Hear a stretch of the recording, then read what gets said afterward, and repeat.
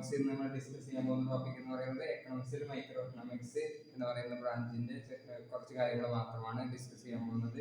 നമുക്കറിയാം പ്രധാനപ്പെട്ട രണ്ട് ബ്രാഞ്ചുണ്ട്, മൈക്രോ എക്കണോമിക്സും മാക്രോ എക്കണോമിക്സും. അതിൽ മൈക്രോ എക്കണോമിക്സിന്റെ കുറച്ച് കാര്യങ്ങൾ മാത്രമാണ് ഇന്ന് ഡിസ്കസ് ചെയ്യാൻ പോകുന്നത്. That micro economics is derived from the Greek word micros, which means small. Small എന്ന അർത്ഥം പറയുന്ന ഗ്രീക്ക് വേർഡ് മൈക്രോസ് എന്ന് പറയുന്ന ഗ്രീക്ക് വേർഡിൽ നിന്നാണ് മൈക്രോ എക്കണോമിക്സ് എന്ന് പറയുന്ന പദം ഡിറൈവ് ചെയ്തത്. In micro economics attention is concentrated on very small part of individual, അതായത് ഇൻഡിവിജ്വൽ യൂണിറ്റ്സിൽ മാത്രം കോൺസെൻട്രേറ്റ് ചെയ്തിരിക്കുന്ന ഒരു ബ്രാഞ്ചാണ് ഈ മൈക്രോ എക്കണോമിക്സ് എന്ന് പറയുന്നത്. നമുക്കറിയാം അതിന്റെ ഫീച്ചേഴ്സ് എന്ന് പറയുന്നത് സ്റ്റഡി ഓഫ് ഇൻഡിവിജ്വൽ ആസ്പെക്ട്സുകളെ കുറിച്ച് പഠിക്കുന്നത്, അതായത് ഇൻഡിവിജ്വൽ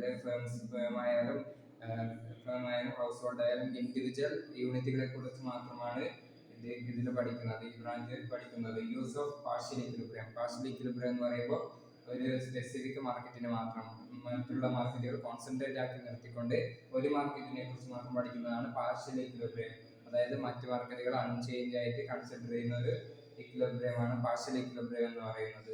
അതിന്റെ നേരെ ഓപ്പോസിറ്റ് ആണ് ജനറൽ ഇക്വിലിബ്രിയം. അത് മാക്രോ എക്കണോമിക്സുമായി റിലേറ്റ് ചെയ്തിരിക്കുന്നു.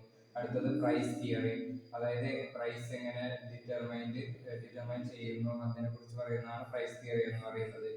അടുത്ത ഫീച്ചർ എന്ന് പറയുന്നത് പ്രൊവൈഡ്സ് വേംസ് ഐ വ്യൂ, അതായത് വേംസിന്റെ ഐ വ്യൂവിൽ മാത്രമേ ഇത് വീക്ഷിക്കുന്നുള്ളൂ. അതായത് മൈക്രോ എക്കണോമിക്സ് എന്ന് പറയുന്നത് വളരെ ചെറിയ കാഴ്ചപ്പാടിൽ വളരെ ചെറിയൊരു വ്യൂസിലൂടെ മാത്രം കടന്നു പോകുന്ന ഒരു ശാഖയാണ് മൈക്രോ എക്കണോമിക്സ് എന്ന് പറയുന്നത്.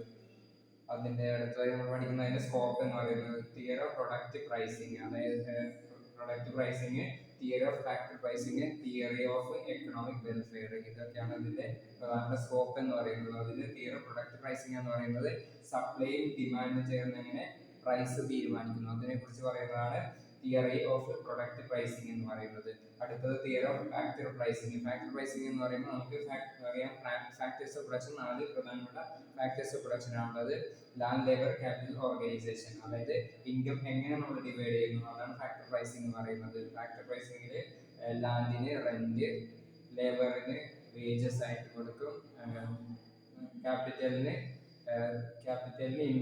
ഇൻട്രസ്റ്റ് കൊടുക്കും, ഓർഗനൈസേഷന് പ്രോഫിറ്റ്. ഇങ്ങനെയാണ് കോമ്പൻസേഷൻ കൊടുക്കുന്നത്, അതായത് ഇൻകം ഡിസ്ട്രിബ്യൂട്ട് ചെയ്യുന്നത് ഇങ്ങനെയാണ്. ഈ ഫാക്ടേഴ്സ് പ്രൊഡക്ഷന് ഇൻകം ഇങ്ങനെയാണ് ഡിസ്ട്രിബ്യൂട്ട് ചെയ്യുന്നത്.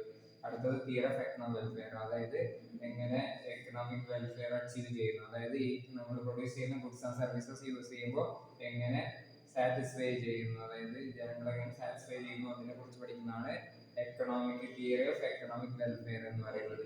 അതായത് നമുക്കറിയാം ഒരു പ്രൊഡക്റ്റ് യൂസ് ചെയ്യുമ്പോൾ നമ്മൾ അതിന് സാറ്റിസ്ഫാക്ഷൻ കണ്ടെത്തുന്നുണ്ട്, അല്ലെങ്കിൽ യൂട്ടിലിറ്റി, അതായത് എത്ര സാറ്റിസ്ഫാക്ഷൻ കിട്ടുന്നു അതിനെ കുറിച്ച് പഠിക്കുന്നതാണ് എക്കണോമിക് വെൽഫെയർ എന്ന് പറയുന്നത്. ഇത്രയും കാര്യങ്ങളാണ് എക്കണോമിക്സിനെ കുറിച്ച് പ്രധാനമായിട്ടും പറയാനുള്ളത്.